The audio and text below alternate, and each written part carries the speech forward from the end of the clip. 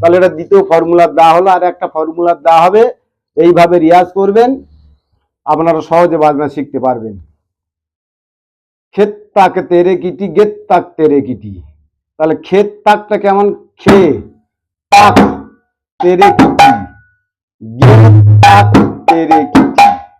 তাহলে এটা একসঙ্গে বাজালে ক্ষেত তাকো তেরে কিটি, গেত তাকো তেরে কিটি, ক্ষেত তাকো তেরে কিটি, গেত তাকো তেরে কিটি, ক্ষেত তাকো তেরে কিটি, গেত তাকো তেরে কিটি। মাত্রাটা কিভাবে হবে?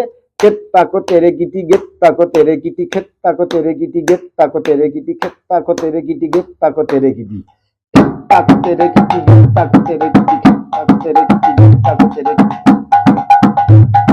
ক্ষেত তাকো তেরে কিটি, গেত তাকো তেরে কিটি। এইবার এই বাজনাটা পূর্বে দেওয়া আছে, তবুও বিভিন্ন ফর্মুলারে দেওয়া হচ্ছে। এটা বৃদ্ধাঙ্গুলির সাহায্যে বাজাবে। বৃদ্ধাঙ্গুলির সাহায্যে কিভাবে হবে? ক্ষেত তাকো তেরে কিটি, গেত তাকো তেরে কিটি, ক্ষেত তাকো তেরে কিটি, গেত তাকো তেরে কিটি, ক্ষেত তাকো তেরে কিটি, গেত তাকো তেরে কিটি, ক্ষেত তাকো তেরে কিটি, গেত তাকো তেরে কিটি, তাকো তেরে কিটি, গেত তাকো তেরে কিটি। আস্তে আস্তে এই বাজনাটা রানিং করিবে। কিভাবে রানিং হবে? দ্রুত লয়। রানিং শব্দের দ্রুত লয়। কিভাবে দ্রুত লয় করবে?